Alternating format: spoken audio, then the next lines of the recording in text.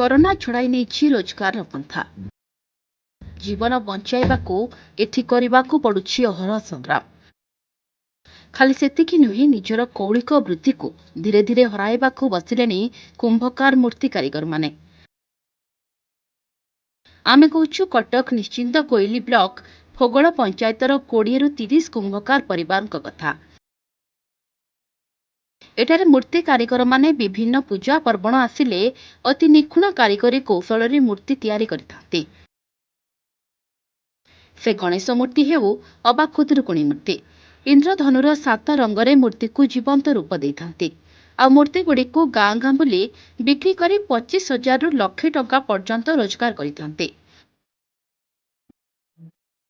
ସେହିପରି ଚଳିତ ବର୍ଷ କାରିଗରମାନେ ତିଆରି କରିଥିବା ଖୁଦୁରୁକୁଣୀ ମୂର୍ତ୍ତିର ମୂଲ୍ୟ 25 ଟଙ୍କାରୁ ଆରମ୍ଭ କରି 250 ଟଙ୍କା ପର୍ଯ୍ୟନ୍ତ ରଖିଛନ୍ତି। ହେଲେ କରୋନା ପାଇଁ ମୂର୍ତ୍ତିକୁ ନେଇ ନା ଗାଁ ଗାଁ ବୁଲି ବିକ୍ରି କରିପାରୁଛନ୍ତି, ନା ବ୍ୟବସାୟୀମାନେ ଏମାନଙ୍କ ଠାରୁ ମୂର୍ତ୍ତି କିଣୁଛନ୍ତି। ମୂର୍ତ୍ତି ତିଆରି କରିବାରେ କାରିଗରମାନେ ଯେତିକି ପରିଶ୍ରମ କରିଛନ୍ତି, ତାର ମୂଲ୍ୟ ଉଠିବା ବି କଷ୍ଟକର ପଡ଼ିଛି। ଶୁଣନ୍ତୁ ଏନେଇ କଣ କହୁଛନ୍ତି କାରିଗରମାନେ। ପିଲା ତ ମୂର୍ତ୍ତି କାମ କରୁଛୁ, ତ ବେପାର ନାହିଁ, କୋଣା ସକାଶେ କିଛି ବେପାର ନାହିଁ। ଆଉ ତିଆରି କରୁଛୁ, ଘରେ ରଖୁଛୁ, ଯାହା ଯେମିତି ହେବ ଗାଁ ଗଣ୍ଡାକୁ ଯାଇପାରୁନି, ଆଉ କ'ଣ କରିବୁ। ଆଉ କିଛି ସାହାଯ୍ୟ ସରକାର ତରଫରୁ ମିଳିବ, ତାହେଲେ ଉପକୃତ ହେବୁ, ଆଉ କ'ଣ କରିବୁ। ଗଣେଶ ମୂର୍ତ୍ତି ହେଉଛି, ସରସ୍ୱତୀ ମୂର୍ତ୍ତି ହେଉଛି, ଭାଲୁକୁଣୀ ହେଉଛି, ଆଉ ସବୁ ହେଉଛି। ଆଉ ହାଣ୍ଡି ମାଠିଆ ହେଉଛି, ଆଉ ହାଣ୍ଡି ମାଠିଆ ତ ଘରେ ସେମିତି ଥୁଆ ହେଉଛି, ଆଉ କ'ଣ କରିବା। ଗୋଟେ ବେପାର ନାହିଁ, ଆଉ କେହି ତ କୋଣା ସକାଶେ ଆସୁନାହାନ୍ତି କି ଗାଁକୁ ଯାଇପାରୁନୁ, ଆଉ କ'ଣ କରିବୁ। ଆମର ଏଇ ଘରେ ସବୁ ତିଆରି କରୁ, ଗାଁରେ ନେଇକରି ବିକୁ। ଆଉ କରୋନା ସକାଶେ ତ ଏମିତି ବିକ୍ରି ହେଇପାରୁନି, ଆଉ ଏମିତି କରିକି ରଖିଛୁ। ଆମର ହାଣ୍ଡି ମାଠିଆ ହୁଏ, ଏଇ ଖୁଦୁରୁକୁଣୀ ବେଳେ ହୁଏ, ସରସ୍ୱତୀ ହୁଏ, ଗଣେଶ କରୁ। ଏ ବର୍ଷ ଏମିତି ତିଆରି କରିଛୁ, କ'ଣ ବେପାର ହେବ, ଗାଁ ଗଣ୍ଡାକୁ ତ ବିକ୍ରି ହେବାକୁ ଯାଉନି। ଯାହା ହେବ ଆଉ କ'ଣ କରିବୁ, ଆଶା ରଖିଛୁ ଯାହା ହେବ। ଯଦି ଆମକୁ ସରକାର କିଛି ସାହାଯ୍ୟ କରନ୍ତେ, ଆଉ ଟିକେ ଭଲ ଇଏ ହୁଅନ୍ତା। ଆଉ କେଇଟା ଦିନ ପରେ ଖୁଦୁରୁକୁଣୀ ଓଷା, ହେଲେ କରୋନା ପାଇଁ ଦ୍ୱନ୍ଦ୍ୱରେ ପଡ଼ିଛନ୍ତି କାରିଗରମାନେ। ମାସକ ପୂର୍ବରୁ ଛୋଟରୁ ବଡ଼ ଆକାରର ଖୁଦୁରୁକୁଣୀ ମୂର୍ତ୍ତି ତିଆରି କରିଛନ୍ତି କାରିଗର। ଖଡ଼ି ରଙ୍ଗଠୁ ଆରମ୍ଭ କରି ଜିଙ୍କ ରଙ୍ଗର ବ୍ୟବହାର କରାଯାଇଛି ମୂର୍ତ୍ତିରେ। ଆଉ କଳା ରଙ୍ଗରେ ମାଙ୍କର ଆଖି ଫିଟାଯାଇଛି। ତା ସାଙ୍ଗକୁ ଚିତ୍ର ବିଚିତ୍ର ମୁକୁଟ ଶୋଭା ବଢ଼ାଉଛି।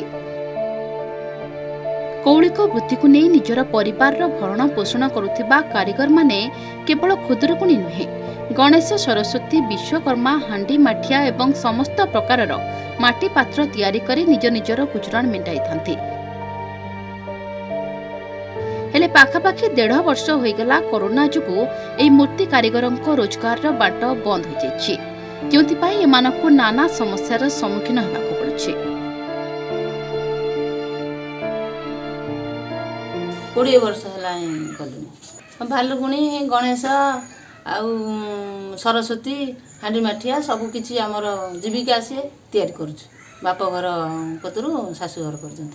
ହଁ ତିଆରି କରୁଛି। କୋଭିଡ଼ ସକାଶେ ସବୁ ବନ୍ଦ ବାନ୍ଦ ହେଇଯାଇଛି, ଘରେ କରିକି ସବୁ ରଖିଛୁ, ଆଉ ବିକ୍ରି ଟିକ୍ରି ହେଇପାରୁନି। ବହୁତ ଅଭାବ ଅନଟନରେ ଆମେ ଚଳୁଛୁ।